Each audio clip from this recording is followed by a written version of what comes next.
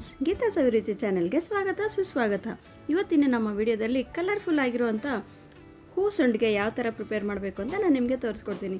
ಬರೀ ಬಿಸಿಲು ಕಾಲದಲ್ಲಷ್ಟೇ ಮಾಡ್ಕೋಬೋದು, ಹಾಗೆ ಒಂದು ವರ್ಷದವರೆಗೂ ನಾವು ಸ್ಟೋರ್ ಮಾಡಿ ಇಟ್ಕೋಬೋದು. ಪರ್ಫೆಕ್ಟ್ ಮೆಜರ್ಮೆಂಟಿಂದ ಯಾವ ಥರ ಪ್ರಿಪೇರ್ ಮಾಡಬೇಕು, ಹಾಗೆ ಎಷ್ಟು ದಿನ ಬಿಸಿಲಲ್ಲಿ ಇಟ್ಕೋಬೇಕು, ಯಾವ ಥರ ಇಟ್ಕೊಂಡು ಇದನ್ನು ಚೆನ್ನಾಗಿ ಮಾಡ್ಕೋಬೇಕು ಅಂತ ನಾನು ನಿಮಗೆ ತೋರಿಸ್ಕೊಡ್ತೀನಿ. ನಮಗೆ ಒಂದು ಸರಿ ಇಟ್ಕೊಂಡ್ಬಿಟ್ರೆ ಇದು ಚೆನ್ನಾಗಿ ಈ ಥರ ಸ್ಪ್ಲಿಟ್ ಆಗಿಬಿಟ್ಟು ಹೂ ಥರ ಆಗುತ್ತೆ. ಈ ಥರ ಆಗಬೇಕು ಅಂದರೆ ಏನೆಲ್ಲ ಮಾಡಬೇಕು ಅಂತ ನಾನು ನಿಮಗೆ ತೋರಿಸ್ಕೊಡ್ತೀನಿ. ಈ ಥರ ಒಳಗಡೆವರೆಗೂ ಹೂ ಥರ ಈ ಥರ ಫೆದರ್ಸ್ ಥರ ಆಗಿದ್ದರೆ ನಿಮಗೆ ಒಳಗಡೆವರೆಗೂ ತುಂಬ ಕ್ರಿಸ್ಪಿಯಾಗಿರುತ್ತೆ. ದಿನ ಊಟದಲ್ಲಿ ಸೈಡ್ಗೆ ಈ ಥರ ಕುರುಕುರು ಅಂತ ಸಂಡಿಗೆ ಮಾಡ್ಕೊಂಡು ತಿಂತಾ ಇದ್ದರೆ ಬಾಯಿಗೆ ರುಚಿ, ಹೊಟ್ಟೆಗೆ ಖುಷಿ, ಹಾಗೆ ಮನಸ್ಸಿಗೆ ಖುಷಿ ಅಲ್ವಾ? ವಿಡಿಯೋ ನೋಡೋಕ್ಕಿಂತ ಮುಂಚೆ ನೀವಿನ್ನೂ ನನ್ನ ಚಾನಲ್ ಸಬ್ಸ್ಕ್ರೈಬ್ ಮಾಡ್ಕೊಂಡಿಲ್ಲ ಅಂದರೆ ಬೇಗ ಸಬ್ಸ್ಕ್ರೈಬ್ ಮಾಡಿಕೊಂಡು ಬೆಲ್ ಐಕನ್ನ ಕ್ಲಿಕ್ ಮಾಡ್ಕೊಳ್ಳಿ. ನಾನು ಹಾಕೋ ಎಲ್ಲ ವೀಡಿಯೋಸು ನಿಮಗೆ ಫಸ್ಟ್ ನೋಟಿಫಿಕೇಷನ್ ಬರುತ್ತೆ. ಯಾವ ವಿಡಿಯೋನೂ ನೀವು ಮಿಸ್ ಮಾಡ್ಕೊಳ್ದೆ ವಾಚ್ ಮಾಡ್ಬೋದು. ಈಗ ತಡ ಮಾಡದೆ ಬೇಗ ವಿಡಿಯೋ ನೋಡ್ಕೊಂಬಂದ್ಬಿಡೋಣವಾ? ಈ ಸಂಡಿಗೆಗೋಸ್ಕರ ನಾನು ರೇಷನ್ ಅಕ್ಕಿನ ಒಂದು ಪೂರ್ತಿ ದೊಡ್ಡ ಗ್ಲಾಸಷ್ಟು ತೊಗೊಂಡಿದ್ದೀನಿ. ನೋಡಿ, ನಾವು ಯಾವ ಗ್ಲಾಸಲ್ಲಿ ಅಳತೆ ತೊಗೊತೀವೋ ಅದನ್ನೇ ತೊಗೋಬೇಕು. ಗ್ಲಾಸನ್ನು ಇದೇ ಥರ ಮೇಲಿಂದ ಕೆಳಗವರೆಗೂ ಈವನ್ ಆಗಿರಬೇಕು. ಒಂದು 2 ರಿಂದ 3 ಸರಿ ವಾಶ್ ಮಾಡಿಕೊಂಡು ಅದೇ ಗ್ಲಾಸಲ್ಲಿ 2 ಗ್ಲಾಸಷ್ಟು ನೀರು ಹಾಕಿ ನೆನೆಯೋಕೆ ಇಟ್ಕೊಂಡಿದ್ದೀನಿ.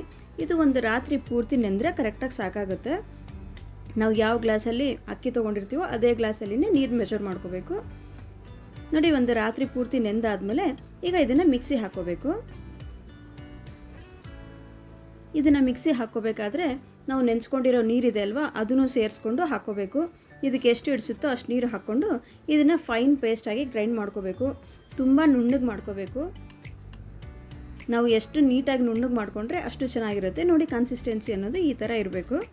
ಈಗ ಇದನ್ನೆಲ್ಲ ಒಂದು ಬೌಲಲ್ಲಿ ತೊಗೊತಿದ್ದೀನಿ.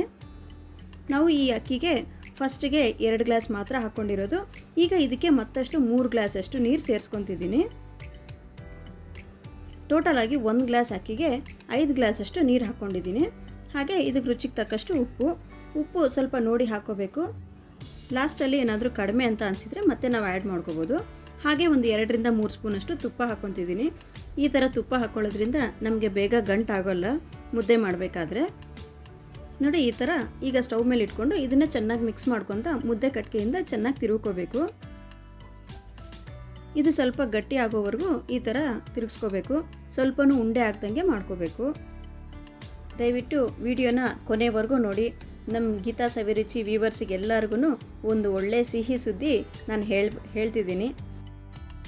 ಇದು ಹೊಸ ಅಕ್ಕಿ ಆಗಿರೋದ್ರಿಂದ ಬರೀ 5 ಗ್ಲಾಸಷ್ಟು ನೀರು ಮಾತ್ರ ಹಾಕ್ಕೊಂಡಿರೋದು. ನಮಗೇನಾದರೂ ಹಳೆ ಅಕ್ಕಿ ಇತ್ತು ಅಂತಂದರೆ ಇನ್ನೂ ಸ್ವಲ್ಪ ಜಾಸ್ತಿ ನೀರು ಹಿಡಿಸುತ್ತೆ. ನಾವು ಈ ಥರ ಮಾಡ್ಕೋಬೇಕಾದ್ರೆ ನಮ್ಗೆ ಆವಾಗಲೇ ಗೊತ್ತಾಗುತ್ತೆ ಕನ್ಸಿಸ್ಟೆನ್ಸಿ. ಬೇಕು ಅಂದರೆ ಇನ್ನೊಂದು ಸ್ವಲ್ಪ ನೀರು ಆ್ಯಡ್ ಮಾಡ್ಕೊಂಡಾದರೂ ಮಾಡ್ಕೋಬೋದು. ನೋಡಿ, ಈ ಥರ ತಿರುಗಿಸ್ತಾ ಇದ್ದರೆ ಸ್ವಲ್ಪ ಗಟ್ಟಿ ಆಗ್ತಾ ಬರ್ತಿದೆ. ಇದು ಮುದ್ದೆ ಇನ್ನೂ ಚೆನ್ನಾಗಿ ಕುದ್ದಿಲ್ಲ, ಹಾಗಾಗಿ ಇನ್ನೊಂದು ಸ್ವಲ್ಪ ನೀರು ಹಾಕ್ಕೊತಿದ್ದೀನಿ. ಈ ಥರ ನೀರು ಹಾಕ್ಕೊಂಡ್ಮೇಲೆ ಮತ್ತೆ ಒಂದ್ಸರಿ ನೀಟಾಗಿ ಮಿಕ್ಸ್ ಮಾಡ್ಕೋಬೇಕು. ನೋಡಿ, ಉಂಡೆ ಇಲ್ದಂಗೆ ಈ ಥರ ನೀಟಾಗಿ ರೆಡಿ ಮಾಡ್ಕೋಬೇಕು. ತುಂಬ ಸಾಫ್ಟಾಗಿ ಬರಬೇಕು. ಈ ಮುದ್ದೆ ಎಷ್ಟುವರೆಗೂ ಮಾಡ್ಕೋಬೇಕು ಅಂತ ನಾನು ನಿಮಗೆ ತೋರಿಸ್ಕೊಡ್ತೀನಿ. ನಾವು ಕರೆಕ್ಟ್ ಟೈಮಲ್ಲಿ ಇದನ್ನು ಸ್ಟವ್ ಆಫ್ ಮಾಡಿಕೊಂಡು ಮುದ್ದೆ ಇಳಿಸ್ಕೊಂಡ್ರೆ ನಮಗೆ ಸಂಡಿಗೆ ಪರ್ಫೆಕ್ಟಾಗಿ ಬರುತ್ತೆ. ಇದು ಹಸಿ ಬಿಸಿ ಮಾಡಿಕೊಂಡ್ರೆ ಕರೆಕ್ಟಾಗಿ ಸಂಡಿಗೆ ಬರೋದಿಲ್ಲ. ನೋಡಿ, ಈ ಥರ ಕಂಟಿನ್ಯೂಸ್ ಆಗಿ ಮಿಕ್ಸ್ ಮಾಡ್ಕೊತಾನೆ ಹೋಗಬೇಕು. ತಳ ಅಂಟಲಾರ್ದಂಗೆ ಚೆನ್ನಾಗಿ ಮಿಕ್ಸ್ ಮಾಡ್ಕೋಬೇಕು. ನೋಡಿ, ಈ ಕಟ್ಕೆಯಿಂದ ಸ್ವಲ್ಪ ಈ ಥರ ಪೋಕ್ ಮಾಡಿ ನೋಡ್ಕೋಬೇಕು. ಅದು ಶಾರ್ಪ್ ಆಗಿ ಬಂದ್ರೇ ಸಂಡಿಗೆ ರೆಡಿಯಾಗಿದೆ ಅಂತ ಅರ್ಥ ಆಗುತ್ತೆ. ಇದು ಇನ್ನೂ ಬಂದಿರಲಿಲ್ಲ, ಹಾಗಾಗಿ ಮತ್ತೆ ನಾನು ಇನ್ನೊಂದು ಸರಿ ಮಿಕ್ಸ್ ಮಾಡ್ಕೋತಾ ಇದ್ದೀನಿ. ನೋಡಿ, ಈ ಥರ ಚೆನ್ನಾಗಿ ಕಲಿಸ್ಕೋಬೇಕು. ಈ ಸ್ಟೇಜಲ್ಲಿ ನೀವು ಟೇಸ್ಟ್ ನೋಡ್ಕೊಂಡು ಬೇಕಿದ್ರೆ ಉಪ್ಪು ಸೇರಿಸ್ಕೋಬೋದು. ನೋಡಿ, ಈ ಥರ ಪೋಕ್ ಮಾಡಿದಾಗೆ ಸಂಡಿಗೆನ ಶಾರ್ಪಾಗಿ ಬರಬೇಕದು. ಮುದ್ದೆ ಸ್ವಲ್ಪ ಶಾರ್ಪಾಗಿ ಬಂದರೆ ಚೆನ್ನಾಗಿ ಬರುತ್ತೆ. ಇದು ಕಂಪ್ಲೀಟಾಗಿ ರೆಡಿ ಆಗಿದೆ ಅಂತ ಅರ್ಥ ಆಗುತ್ತೆ. ನೋಡಿ, ನಿಮಗೆ ಕಾಣಿಸ್ತಾ ಇದೆ ಅಲ್ವಾ? ಈ ಥರ ಪೋಕ್ ಮಾಡಿದಾಗೆ ಶಾರ್ಪಾಗಿ ಬರಬೇಕು. ಈ ಥರ ಹೀಗೆ ಶಾರ್ಪಾಗಿ ಬಂತು ಅಂದರೆ ಅದು ಬಿದ್ದುಬಿಡಬಾರ್ದು. ಶಾರ್ಪಾಗಿ ಬಂತು ಅಂದರೆ ಇದು ರೆಡಿ ಆಗಿದೆ ಅಂತ ಅರ್ಥ ಆಗುತ್ತೆ.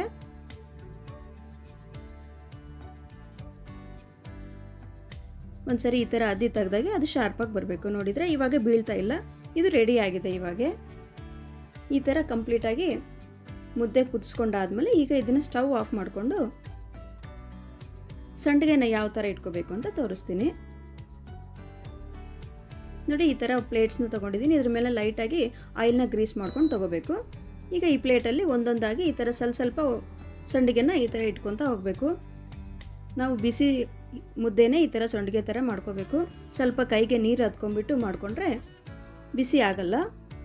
ಫಾಸ್ಟಾಗಿ ಇಟ್ಕೊತಾ ಹೋದರೆ ತುಂಬ ಚೆನ್ನಾಗಿ ಬರುತ್ತೆ. ನಾವು ಬೇಕಾದರೆ ಇದಕ್ಕೆ ಯಾವುದೇ ಥರದ ಕಲರ್ಸ್ ಆದರೂ ಸೇರಿಸ್ಕೋಬೋದು. ಇವಾಗ ನಾನು ವೈಟ್ ಹಾಕಿರೋದ್ರಿಂದ ಇದು ಹೀಗೆ ವೈಟಾಗೆ ಮಾಡ್ಕೊತಿರೋದು. ನಾವು ಬೇಕಾದರೆ ಇದಕ್ಕೆ ಫುಡ್ ಕಲರ್ಸ್ ಸೇರಿಸ್ಕೊಂಡ್ರೆ ನಮ್ಗೆ ಯಾವ ಕಲರ್ ಇಷ್ಟ ಆದರೆ ಆ ಕಲರ್ನ ಹಾಕ್ಕೊಂಡ್ಬಿಟ್ಟು ಮಾಡ್ಕೋಬೋದು. ನೋಡಿ, ಈ ಥರ ಪ್ಲೇಟಲ್ಲಿ ಇಟ್ಕೊಂಡ್ಬಿಟ್ಟು ಬಿಸಿಲಲ್ಲಿ ಇಟ್ಕೊಂಡ್ರೆ ಈಸಿ ಆಗುತ್ತೆ. ನಿಮ್ಗೆ ಬೇಕಾದರೆ ಕವರ್ ಇತ್ತು ಅಂದರೆ ಕವರಲ್ಲಾದರೂ ಮಾಡ್ಕೊಂಡು ಇಟ್ಕೋಬೋದು. ನೋಡಿ, ಈ ಥರ ಒಂದಿನ ಎಲ್ಲ ಕಂಪ್ಲೀಟಾಗಿ ಬಿಸಿಲಲ್ಲಿ ಇಟ್ಕೊಂಡ್ರೆ ಇದು ಚೆನ್ನಾಗಿ ಒಡೆಯುತ್ತೆ. ಲೇಯರ್ಸ್ ಥರ ಒಡೆಯುತ್ತೆ ಸಂಡಿಗೆ ಎಲ್ಲ. ನೋಡಿ, ಒಂದಿನ ಪೂರ್ತಿ ಬಿಸಿಲಲ್ಲಿ ಇಟ್ಟರೆ ಈ ಥರ ಆಗಿದೆ. ಇನ್ನೂ ಸ್ವಲ್ಪ ಒಳಗಡೆ ಎಲ್ಲ ಹಸಿ ಇದೆ, ಮೇಲ್ಗಡೆ ಒಂದು ಲೇಯರ್ ಮಾತ್ರ ಓಪನ್ ಆಗಿರೋ ಥರ ಕಾಣಿಸ್ತಾ ಇದೆ. ನೋಡಿದ್ರಾ, ಇನ್ನು ಒಳಗಡೆ ಎಲ್ಲ ಸ್ವಲ್ಪ ಹಸಿ ಇದೆ. ಈಗ ಇದನ್ನೆಲ್ಲ ಪ್ಲೇಟಿಂದ ರಿಮೂವ್ ಮಾಡ್ಕೋಬೇಕು. ಈ ಥರ ನೀಟಾಗಿ ಬಿಡಿಸ್ಕೊಂಡ್ಬಿಟ್ಟು ಇದನ್ನು ಮತ್ತೆ ಬಿಸಿಲಲ್ಲಿ ಇಟ್ಕೋಬೇಕು. ಇನ್ನೂ ಒಂದಿನ ಬಿಸಿಲಲ್ಲಿ ಇಟ್ಕೋಬೇಕು. ಇದು ಪೂರ್ತಿಯಾಗಿ ಒಳಗಡೆವರೆಗೂ ಡ್ರೈ ಆಗೋವರೆಗೂ ಬಿಸಿಲಲ್ಲಿ ಇಟ್ಕೋಬೇಕು. ನೋಡಿ, ಇದು 2ನೇ ದಿನ ಮತ್ತೆ ಬಿಸಿಲಲ್ಲಿ ಎಲ್ಲ ಒಂದೇ ಪ್ಲೇಟಲ್ಲಿ ಹಾಕಿ ಇಟ್ಕೊಂಡಿರೋದು. ನೋಡಿ, ಅದೇ ಥರನೇ ಡೈಲಿ ಒಂದೊಂದು ಕಲರ್ ಆಗಿ ಈ ಥರ ಯೆಲ್ಲೋ ಕಲರ್, ರೆಡ್ ಕಲರ್, ಹಾಗೆ ವೈಟ್ ಕಲರ್ ಆಗಿ ಡಿಫ್ರೆಂಟ್ ಕಲರ್ಸ್ ಆಗಿ ನಾವು ಈ ಥರ ಮಾಡ್ಕೋಬೋದು. ನೋಡಲಿಕ್ಕೂ ತುಂಬ ಚೆನ್ನಾಗಿ ಕಾಣಿಸುತ್ತೆ. ಈ ಥರ ಕಂಪ್ಲೀಟಾಗಿ ಡ್ರೈ ಆಗೋವರೆಗೂ ಇದನ್ನು ಬಿಸಿಲಲ್ಲಿ ಹೀಗೆ ಇಟ್ಕೋಬೇಕು. ಎವ್ರಿ ಡೇನು ಒಂದೊಂದು ಕಲರ್ ಆಗಿ ಈ ಥರ ಮಾಡ್ಕೋಬೋದು. ನೋಡಿ, ಎಲ್ಲವುದೂ ಡ್ರೈ ಆದಮೇಲೆ ತೋರಿಸ್ತಿದ್ದೀನಿ. ನೋಡಿ, ಎಷ್ಟು ಚೆನ್ನಾಗಿ ಲೇಯರ್ ಬೈ ಲೇಯರ್ ಆಗಿ ಈ ಥರ ಬಿಚ್ಕೊಂಡಿದೆ. ನೋಡಿದ್ರೆ ಸೇಮ್ ಹೂವಿನ ಥರನೇ ಬಿಚ್ಕೊಂಡಿದೆ ಅಲ್ವಾ? ಈ ಥರ ಡ್ರೈ ಆಗೋವರೆಗೂ ಬಿಸಿಲಲ್ಲಿ ಇಟ್ಕೋಬೇಕು. ಚೆನ್ನಾಗಿ ಬಿಸಿಲಿತ್ತು ಅಂತಂದರೆ ಈ ಥರ ಪೆಟಲ್ಸ್ ಥರ ಬಿಚ್ಕೊಳ್ಳುತ್ತೆ.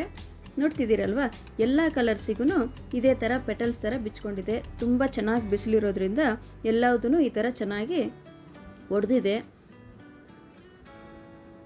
ಲೇಯರ್ ಬೈ ಲೇಯರ್ ಆಗಿ ಪೆಟಲ್ಸ್ ಥರ ಬಿಚ್ಕೊಂಡಿದೆ. ನೋಡಿದ್ರೆ ಸೇಮ್ ಟು ಸೇಮ್ ರೋಸಸ್ ಥರನೇ ಕಾಣಿಸ್ತಾ ಇದೆ. ನೀವು ಯಾವುದೇ ಕಲರ್ ಹಾಕ್ಲಿನೂ ಅಷ್ಟೇ ಚೆನ್ನಾಗಿ ಕಾಣಿಸುತ್ತೆ. ಈ ಎಲ್ಲ ಥರದ ಕಲರ್ಸ್ ಹಾಕ್ಕೊಂಡು ಈ ಥರ ಮಾಡಿಕೊಂಡ್ರೆ ನೋಡ್ಲಿಕ್ಕಂತೂ ತುಂಬಾ ಕಲರ್ಫುಲ್ಲಾಗಿ ಕಾಣಿಸುತ್ತೆ. ತಿನ್ಲಿಕ್ಕೂ ತುಂಬಾ ಟೇಸ್ಟಿಯಾಗಿರುತ್ತೆ. ಈಗ ಇದನ್ನು ಡೀಪ್ ಫ್ರೈ ಮಾಡೋದು ಹೇಗೆ ಅಂತ ತೋರಿಸ್ತೀನಿ.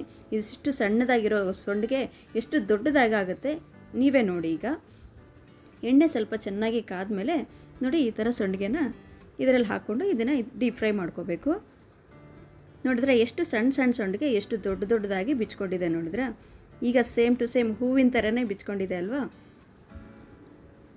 ಈ ಥರ ಪೂರ್ತಿಯಾಗಿ ಬಿಚ್ಕೊಂಡು ಚೆನ್ನಾಗಿ ಡ್ರೈ ಆದರೆ ಒಳಗಡೆವರೆಗೂ ಹಗುರಾಗಿರುತ್ತೆ. ಇಲ್ಲ ಅಂತಂದರೆ ಒಳಗಡೆ ಕಟ್ಟಗಾಗಿರುತ್ತೆ, ಮೇಲ್ಗಡೆ ಚೆನ್ನಾಗಿರುತ್ತೆ. ಸೊ ಅದಕ್ಕಾಗಿ ನಾವು ಪೂರ್ತಿಯಾಗಿ ಬಿಸಿಲಲ್ಲಿ ಡ್ರೈ ಆಗೋವರೆಗೂ ಇಟ್ಕೋಬೇಕು. ನೋಡಿದರೆ ಎಷ್ಟು ಚೆನ್ನಾಗಿ ಒಳಗವರೆಗೂ ಕ್ರಿಸ್ಪಿಯಾಗಿ ಆಗಿದೆ. ನೋಡಿದ್ರೆ ಈಗ ಇದನ್ನು ಒಂದ್ಸರಿ ಪುಡಿ ಮಾಡಿ ತೋರಿಸ್ತೀನಿ. ತುಂಬಾ ಕ್ರಿಸ್ಪಿಯಾಗಿದೆ, ಒಳಗವರೆಗೂ ಚೆನ್ನಾಗಿ ಕ್ರಿಸ್ಪಿಯಾಗಿ ಬಂದಿದೆ. ನೋಡಿದ್ರಲ್ಲ ಫ್ರೆಂಡ್ಸ್, ತುಂಬ ಈಸಿ ಆ್ಯಂಡ್ ಸಿಂಪಲ್ ಆಗಿರೋಂಥ ಈ ಹೂವಿನ ಸಂಡಿಗೆ ನೀವು ಖಂಡಿತ ನಿಮ್ಮ ಮನೇಲಿ ಟ್ರೈ ಮಾಡಿ. ನಿಮ್ಗೆ ಯಾವ ಥರ ಬಂದಿದೆ ಅಂತ ನನಗೆ ಕಾಮೆಂಟ್ ಮಾಡಿ ತಿಳಿಸಿ. ನೀವಿನ್ನೂ ನನ್ನ ಚಾನಲ್ ಸಬ್ಸ್ಕ್ರೈಬ್ ಮಾಡ್ಕೊಂಡಿಲ್ಲ ಅಂದರೆ ಬೇಗ ಸಬ್ಸ್ಕ್ರೈಬ್ ಮಾಡಿಕೊಂಡು ಬೆಲ್ ಐಕನ್ನ ಕ್ಲಿಕ್ ಮಾಡ್ಕೊಳ್ಳಿ.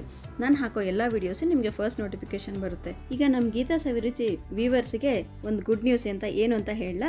ನಮ್ಮ ವ್ಯೂವರ್ಸ್ನು ಹಾಗೆ ಫ್ರೆಂಡ್ಸೂ ಎಲ್ಲ ತುಂಬ ಜಾಸ್ತಿ ನನಗೆ ಹೋಮ್ ಮೇಡ್ ಫುಡ್ಸ್ನ ಮಾಡಿಕೊಡಿ ಅಂತ ರಿಕ್ವೆಸ್ಟ್ ಮಾಡ್ಕೊತಿರೋದ್ರಿಂದ ನಾವು ಸ್ವಾಹ ಹೋಮ್ ಫುಡ್ಸ್ ಅನ್ನೋದು ಹೊಸದಾಗಿ ಸ್ಟಾರ್ಟ್ ಮಾಡಿದ್ದೀವಿ. ಅದಕ್ಕೆ ನಿಮ್ಮೆಲ್ಲರ ಸಪೋರ್ಟ್ ನನಗೆ ಬೇಕು. ನಿಮ್ಗೆ ಯಾರಿಗಾದರೂ ಏನಾದರೂ ಫುಡ್ ಐಟಮ್ಸ್ ಆರ್ಡರ್ ಮಾಡಬೇಕು ಅಂತ ಇತ್ತು ಅಂದರೆ ಡಿಸ್ಕ್ರಿಪ್ಷನ್ನಲ್ಲಿ ನಂಬರ್ ಮೆನ್ಷನ್ ಮಾಡಿದ್ದೀನಿ, ದಯವಿಟ್ಟು ಫೋನ್ ಮಾಡಿ ಆರ್ಡರ್ ಮಾಡ್ಕೋಬೋದು. ಮತ್ತೆ ನೆಕ್ಸ್ಟ್ ವೀಡಿಯೋದಲ್ಲಿ ಭೇಟಿ ಆಗೋಣ. Thanks for watching.